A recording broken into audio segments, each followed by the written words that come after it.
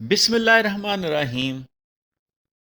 میرے دوستوں، بھائیوں، اہل دل، اہل ذوق اور اہل شوق، اور میرے بزرگوار اور دیکھنے سننے والوں، سب کو گرو بابو چینل کی طرف سے بہت بہت سلام ہو۔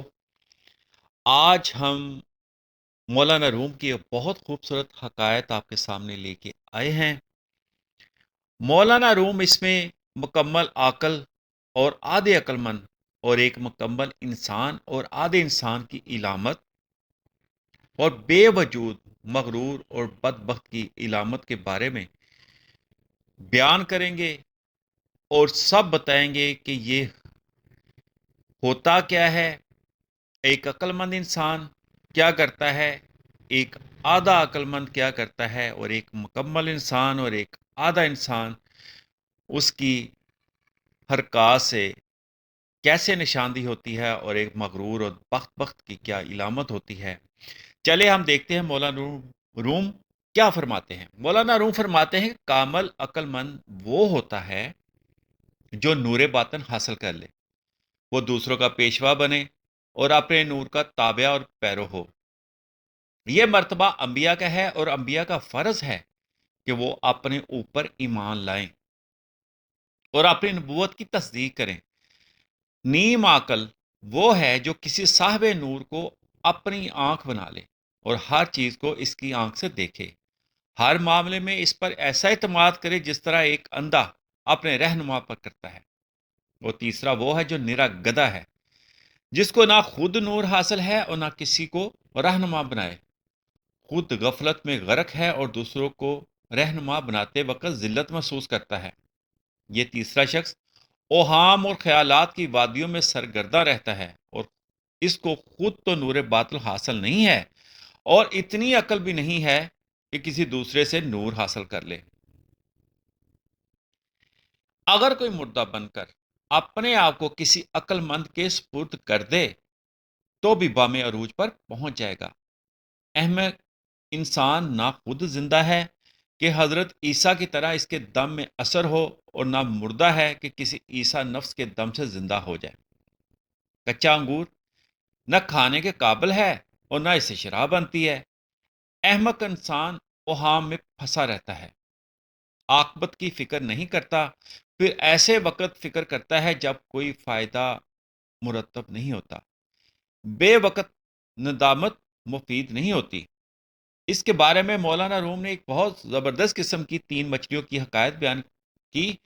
فرماتے ہیں کہ ایک تالاب میں 3 موٹی نادر مچھلیاں رہتی تھیں۔ ان مچھلیوں میں سے جو عقل مند تھی، اس نے شکاری کا ارادہ کو بھانپ کر سفر کر جانے کا ارادہ کر لیا اور وہاں سے چلی گئی کہ پیدائش اور قیام کی محبت کہیں مجھے میرے ارادے میں سست نہ کر دے اور میں پکڑی جاؤں۔ دوسری دونوں مچھلیاں اس کے ساتھ نہ گئیں اور پکڑی گئیں۔ اپنے مستقبل کے بارے میں کسی اہل سے مشورہ کر لے، اس وطن یعنی دنیا کی محبت کے دھوکے سے نکل جا۔ اگر تو وطن چاہتا ہے تو اس حدیث کو سمجھ لے۔ اس حدیث کا راز کہ وطن کی محبت ایمان ہے، اور ایک شخص کا ناک میں پانی دینے کے وقت کی دعا کو بے موقع پڑھنا، جو کہ اے اللہ مجھے جنت کی خوشبو سنگھا دے، استنجے کی دعا کی جگہ جو کہ ہے اے اللہ مجھے توبہ کرنے والوں میں سے کر دے اور مجھے پاکی حاصل کرنے والوں میں کر دے۔ ایک دوست کا سننا اور صبر نہ کر سکنا اور بتانا کہ یہ جو تم دعا پاڑے ہو یہ بے موقع پاڑے ہو، جب تمہارے پاس وقت تھا تب تم نے وہ کام نہ کیا، اب بے وقت ہے، اب وہ تم کام کرنے کا سوچ رہے ہو۔ مولانا روم رحمت اللہ علیہ فرماتے ہیں، اس حدیث میں وطن سے مراد آخرت ہے، دنیا کا وطن مراد نہیں۔ دنیا کا مطلب وطن سمجھ کر دھوکہ نہ کھانا۔ ہر دعا کا ایک محل ہے، اس کو غلط مقام پر استعمال نہیں کرنا چاہیے۔ اسی طرح محب وطن کو غلط مقام پر استعمال نہ کرنا چاہیے۔ بزرگان دین وضو میں ہر عضو کو دھوتے وقت ایک خاص دعا پڑھتے تھے۔ جب ناک میں پانی ڈالتے تھے دعا کرتے ہیں، اے خدا مجھے جنت کی خوشبو سنگھا دے۔ پھول کی خوشبو چمن کے لیے رہنما ہے، اسی طرح جنت کی خوشبو جنت کی رہنما ہے۔ پخانے سے نکلتے وقت کی دعا ہے کہ اے اللہ، نجاست ظاہر کا ازالہ تو مجھ سے ممکن تھا نہ تھا، میں نے کر لیا، لیکن باطنی نجاست تو خود ہی پاک کر سکتا ہے۔ یہ اللہ کی قدرت ہی کر سکتی ہے کہ وہ روح کو پاک کر دے۔ انسان کا مقدور یہی ہے کہ وہ نجاست ظاہری سے پاکی حاصل کر لے۔ نجاست ظاہری کی حد سے آگے کی پاکی اللہ کے ہاتھ میں ہے۔ ایک آدمی نے استنجے کی دعا کرتے وقت جو ناک میں پانی دینے کی دعا ہے وہ پڑھ لی۔ جس طرح یہ بے محل دعا ہے، اسی طرح یہ بھی بے محل بات ہے کہ انسان احمقوں کی طرح ان کے سامنے تواضع برتے اور اللہ کے برگزیدہ بندوں سے اکڑے۔ یاد رکھو، انسان کی الٹی چالیں اس کی رفت اور بلندی کے لیے مانع ہے۔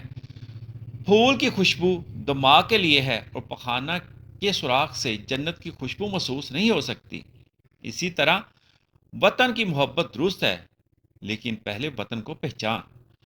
عقل مند مچھلی کا دنائی سے دوسروں سے مشورہ، یعنی کہ اپنی ساتھی مچھلیوں سے یا کسی اور سے بغیر مشورے کے وہاں سے چلے جانا، کیونکہ مولانا روم فرماتے ہیں کہ مچھلی نے سوچا اس راستے کے محرم نایاب ہیں، اس لیے خاموشی سے رات کو نکل جانا چاہیے۔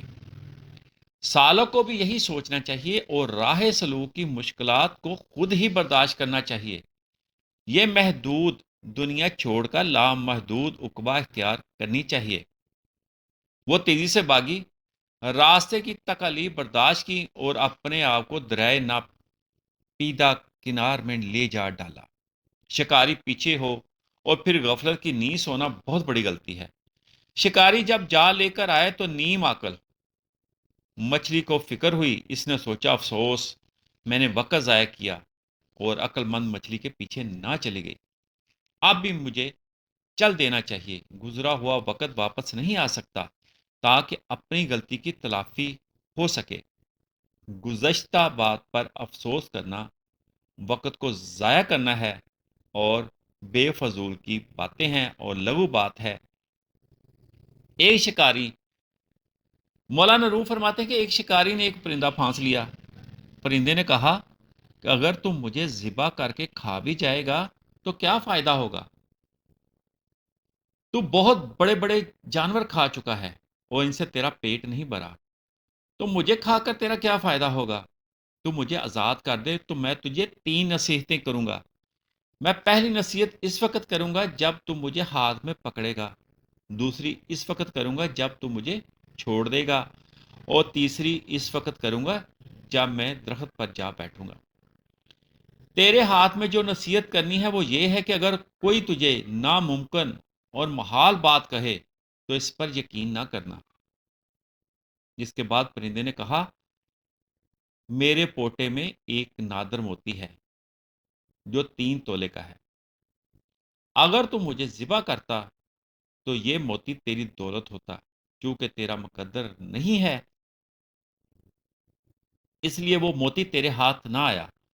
پرندے کی اس بات کو سن کر شکاری اس طرح آہوز فریاد کرتا تھا جس طرح ایک حاملہ عورت بچہ جنتے وقت کرتی ہے۔ وہ پرندے کی اس گفتگو پر غمگین ہو کر آہذاری کرتا تھا۔ وہ بولا، اے پرندے، تو نے ہیلا بازی کر کے مجھے تباہ کر دیا، ورنہ میں موتی سے دولت مند ہو جاتا۔ پرندے نے جواب دیا، میں نے تجھے نصیحت کی تھی کہ گزری ہوئی بات پر افسوس نہیں کرنا، تو اب افسوس کیوں کرتا ہے؟ میں نے دوسری نصیحت یہ کی تھی کہ کسی ناممکن بات پر یقین نہ کرنا، تو نے میری ناممکن بات پر یقین کر لیا اور یہ نہ سوچا کہ ایک چھوٹا سا پرندہ ہے، اس کے پوٹے میں 3.25 تولے کا موتی کیسے ہو سکتا ہے؟ جب شکاری کو کچھ سمجھ آئی، سکون ہوا، تو اس نے پوچھا، چل اب مجھے تیسری نصیحت بھی سنا دے۔ پرندہ بولا، تو نے 2 نصیحتوں پر خوب عمل کیا ہے، جو تجھے تیسری نصیحت بھی سنا کر ضائع کر دوں۔ اس جواب میں تیسری نصیحت بھی مضمر تھی، چھپی ہوئی تھی کہ جو نصیحت قبول نہ کرے اس کو نصیحت نہ کرو۔ پرندے نے طنزاً تیسری نصیحت بھی کہہ دی اور اڑ کر جنگل میں چلا گیا۔ جاہل کو نصیحت کرنا ایسا ہی ہے جیسے شور زمین میں بیج بونا۔ مکمل عقل مندی تو یہی ہے کہ قبل از مصیبت دفیہ کے تدبیر کر لے۔ نیم عقل مندی یہی ہے کہ مصیبت کے وقت ہی نجات کی صحیح تدبیر کرے۔ عقل مند مچھلی کے چلے جانے کے بعد نیم عقل نے سوچا کہ وہ کیوں اچھے ساتھی سے چھوٹ گئی۔ اب افسوس کرنے میں وقت ضائع کرنا مناسب نہیں ہے، کیونکہ عقل مند مچھلی تو جا چکی تھی۔ اب دو مچھلیاں بچی تھی، ان میں سے دوسری نے بھی تدبیر کرنا شروع کر دی۔ اس نے کہا میں تدبیر کرتی ہوں کہ اپنے آپ کو مردہ بنا لوں۔ حدیث شریف میں ہے کہ موتو قبل انتا موتو، یعنی نجات اسی میں ہے کہ مرنے سے پہلے ہی فنا کا درجہ اختیار کر لو۔ مقام فنا اختیار نہ کرو گے تو فطروں میں مبتلا ہو کر مرو گے۔ وہ مردہ بن گئی تو شکاری نے اس کو الگ زمین پر پھینک دیا تو وہ لوٹتی پوڑتی پھر دریا میں چلی گئی۔ تیسری بے عقل مچھلی نے اچھل کود شروع کر دی۔ اس کی یہ کوشش بے وقت تھی۔ شکاری نے اس کو جال سے پکڑ لیا تاکہ اس کے کباب بنائے۔ عقل اس پر طنز کر رہی تھی کہ کیا تیرے پاس تجھے عذاب سے ڈرانے والے نہ آئے تھے؟ وہ کہہ رہی تھی کہ بے شک ڈرانے والے آئے تھے، لیکن میں نے ان کا کہنا نہ مانا۔ وہ اپنے دل میں کہہ رہی تھی کہ اب اگر زندگی حاصل ہو جائے تو کسی عقل مند کا دامن ضرور پکڑوں گی۔ یہ حال ان لوگوں کا ہے جو دنیا میں بے عقلی کریں اور نصیحت نہیں سنیں گے۔ مولانا روم نے یہ حقائق عقل مند، نیم عقل اور آدھے انسان اور ایک بدبخت انسان کی ساری علامات واضح کی اور بہت خوب بیان کیا۔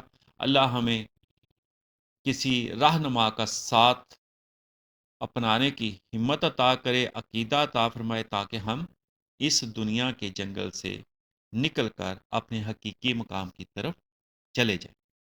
جیسے ڈاکٹر علامہ اقبال رحمۃ اللہ علیہ قلندر لاہوری نے فرمایا، اے طائر لاہوتی، اس رزق سے موت اچھی جس رزق سے آتی ہو پرواز میں کوتاہی۔ اللہ پاک ہمیں عمل کرنے کی توفیق دے۔ آمین، آمین، آمین۔